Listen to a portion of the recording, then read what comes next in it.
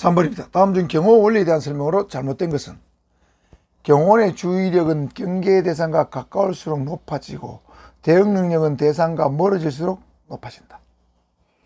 촉수거리의 원칙이란 우발 상황 발생 시 대상자와 촉수거리에 있는 경호원이 공격자를 대적해야 한다는 원리이다. 우발 상황 발생 시 근거리에서 총기를 들고 공격에 올 경우 경호원은 총을 뽑아 대적하는 것보다 몸을 날려 공격자의 몸이나 총기의 방향을 전환시키는 것이 더 효과적이라는 원리를 대응 시간의 원리라고 한다. 공격자가 고층 건물에서 위해를 시도한다고 가정 시 대상자와 가까이 있는 경호원이 더 높은 수직적 방비 효과를 제공한다. 자, 이건 잘못된 게 몇 번일까요? 이것도 이해야만 풀 수 있는 문제죠. 자, 한번 살펴볼까요? 1번, 주의력은 대상자와 가까울수록 높아지고 대응 능력은 대상과 멀어질수록 높아진다. 경계 대상과 멀어질수록, 경계 대상과. 자, 여러분 설명했죠? 제가 가까이 있는 사람한테는 잘 볼 수 있습니다. 가까이 있으면, 내 눈앞에 있으면 가까이 볼 수 있죠. 그러니까 주의력은 높아져요. 대응력은 내하고 멀리 떨어지면 당연히 높아지죠. 예를 들면 내가 경호원인데 공격자가 한 100m 멀리 떨어져 있다. 총기에는 저한테 위를 가할 수 없죠. 근데 1m 앞에 있다. 그러면 공격 들어오면 제가 방할 길이 없습니다. 속수무책 당해야 됩니다. 대응 능력은 멀수록 경계 대상과, 즉 공격 대상자와 공격자와 멀수록 높아지고, 주의력은 경계 대상, 즉 공격자와 가까울수록 높아집니다. 잘 볼 수 있으니까. 맞죠? 촉수거리 원칙이라는 우발 상황 발생 시 대상자와 촉수거리에 있는 경호원이 공격자를 대적해야 된다는 원리다. 자, 대상자와 촉수거리다. 대상자와 한 팔 정도 50, 67cm 거리에 있는 경호원이 공격을 대적한다? 틀렸죠? 대상자와 촉수거리에 있다면 대상자를 보호해야 되고, 만약에 공격자와 촉수거리에 있는 경호원이 있다면 공격자를 대적해야 된다 원리. 이게 바로 촉수거리 원리죠. 원칙입니다. 그래서 2번이 틀렸습니다. 대상자와 촉수거리에 있다면 방어를 해야 되고, 공격자와 촉수거리에 있다면 대적을 해야 되죠. 2번이 틀렸습니다. 3. 우발 상황 발생 시 근거리에서 총기를 들고 공격할 경우에 경호는 총을 뽑아 대적하는 것보다 몸을 날려 공격자 몸이나 총기의 방향을 전환시키는 것이 더 효과적이다. 이거 설명했죠? 이걸 대응 시간의 원리라는 거죠. 공격하는 것보다 몸을 날려서 공격자의 몸이나 총기 방향을 전환하는 것이 더 빠르다는 거죠. 더 효과적이라는 거죠. 이것이 대응 시간의 원리입니다.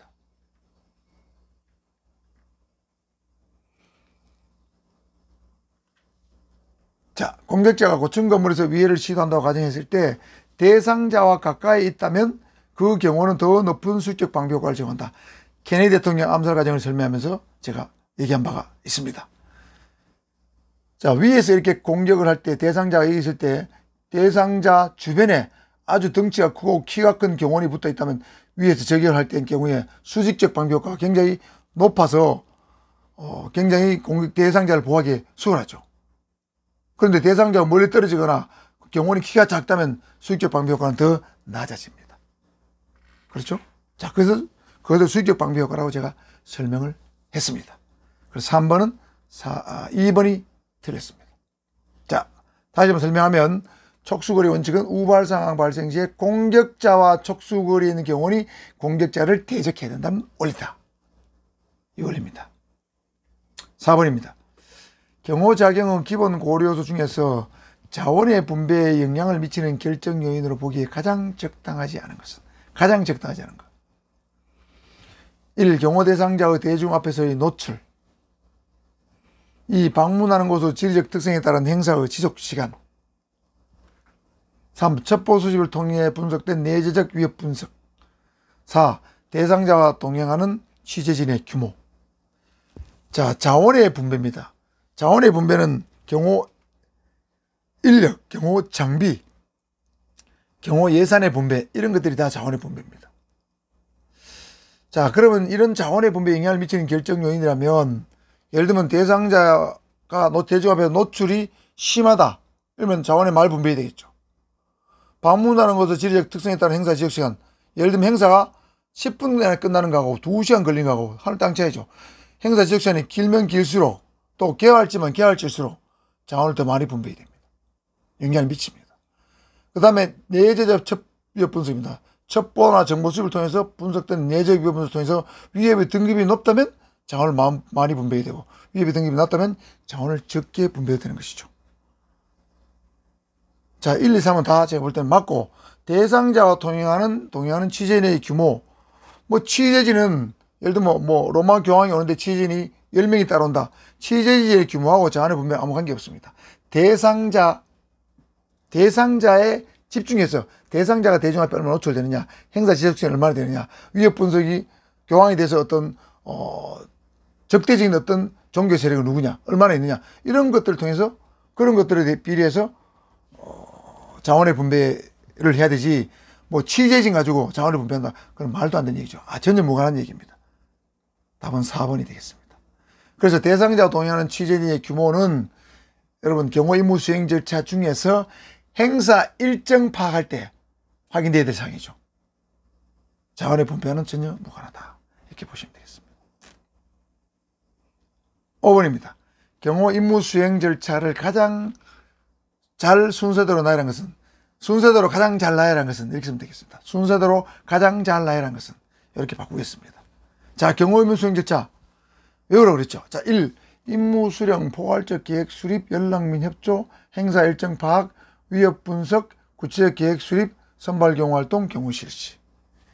임무 수령, 연락 및 협조, 행사 일정 파악, 포괄적 계획 수립, 선발 경호 활동, 위협 분석, 구체적 계획 수립, 경호 실시. 임무 수령, 행사 일정 파악, 포괄적 계획 수립, 위협 분석, 연락 및 협조, 선발 경호 활동, 구체적 계획 수립, 경호 실시. 임무 수령, 행사 일정 파악, 포괄적 계획 수립, 연락 협조, 위협 분석, 구체적 계획 수립, 선발 경호 활동, 경호 실시. 자, 이 경호 임무 수행 절차는 여러분 외우라고 그랬죠? 무조건 외우라고 했습니다. 두 문자로 외우라고 얘기했는데, 자, 외워서 본다면 제가 뭐라고 그랬습니까? 임무 수령은 공통이니까 항상 먼저 나옵니다. 통상적인 임무를 수행하다가 평상시 근무를 하다가 임무를 수행하면 그 다음 단계는 1년 위계선이라고 그랬죠. 1년 위계선. 자, 1년 위계선 보겠습니다. 행사 일정을 파악한다. 여기 있네요. 1. 그 다음에 연락 협조, 위협 분석, 계획 수립, 선발 경호 활동이죠. 자, 그래서 1년 위계선인데 1년 사이에 포괄적 계획이 있습니다. 자, 포괄적 계획은 1차적 경호 계획을 말하고, 여기 구체적 계획은 2차 계획을 말합니다. 그래서 포괄적 계획은 행사 일정만 확인만 되면 책상에 앉아서 포괄적 계획을 수립하는 거예요. 경호 기행 요원이. 그 다음에 관계기관과 협조를 해가지고 여러 가지 세부사항을 파악하고 정보 분석을 통해서 위협 분석을 한 다음에 구체적 계획을 수립하는 겁니다. 자, 그래서 1년 위계선을 외우고 1년 사이에 포괄적 계획이 있다, 이렇게 이해하시면 됩니다. 알겠죠? 그래서 정답은 여러분 4번이 되겠습니다. 자, 그래서 1년 위계선으로 외우고, 요거 더 나가서 여기 1일 연위계선, 1일 연위계선. 자, 요 1은 1차적 계획, 포괄적 계획입니다. 1일 연위계선, 1년 위계선 두 가지 다 외워두시면은 경호 임무 수행 절차, 경호 임무 수행 절차 8단계 또는 10단계, 경호 임무 수행 절차 외울 수 있겠죠? 자, 이렇게 해서 확실하게 암기해 두기 바랍니다. 6번입니다. 경호 임무 수행 절차 중에서 행사 일정 파악에 포함되지 않는 내용은, 자, 행사 일정에 들어가지 않는 걸 찾는 겁니다. 경호 대상자의 신상, 의전사항, 행사 주최 측, 즉 방문국의 요구사항, 행사 시 경호 대상자가 주거나 받는 선물 증정 행사. 자, 행사 일정은 뭐냐면 통상적인 경호 업무를 하다가 경호 임무를 수행했습니다. 그러면 개괄적인 행사 일정을 초기 단계에 받는 거예요. 임무 수행한 직후에 받는 것이 행사 일정입니다. 개괄적인 내용을 받는 거예요. 아주 세부적인 내용은 나중에 연락 및 협조사항에서 받는 겁니다. 관계기관으로부터. 그 개괄적인 걸 받는 거기 때문에 대상자 신청 누가 오느냐, 대상자가 러시아 총리냐, 대통령이냐, 교황이냐, 오바마냐, 그죠? 트럼프냐. 의전사항은, 자, 의전을 어떻게 할 것이냐, 국빈급 의전을 할 것인가, 총리급 의전을 할 것인가, 의전 파악해야 됩니다. 행사 주최 측이나 방문국의 요구사항이 뭔가 파악해야 됩니다. 개괄적인 내용 파악해야 됩니다. 예를 들면 교황님 오신다 그러면 교황님은 나는 의전을 아주 최고급 차를 준비하지 말고 거기 가서 타는 차는 서민용, 보통 서민들 타는 중소형 차로 해주라. 요구사항이죠. 교황청의 요구사항입니다. 자, 그 다음에 행사시 경호 대상자가 주거나 받는 선물 증정 행사는 요거는 매우 세부적인 내용입니다. 어떤 선물을 주고 어떤 선물을 받을 것인가, 이건 매우 세부적인 거기 때문에 요거는 관계기관으로부터 나중에 연락 및 협조 사항에서 확인할 사항이에요. 자, 4번이 여러분 틀렸습니다. 자, 그래서 행사 일정에 들어간 거 제가 설명했죠. 이 빨간 겁니다.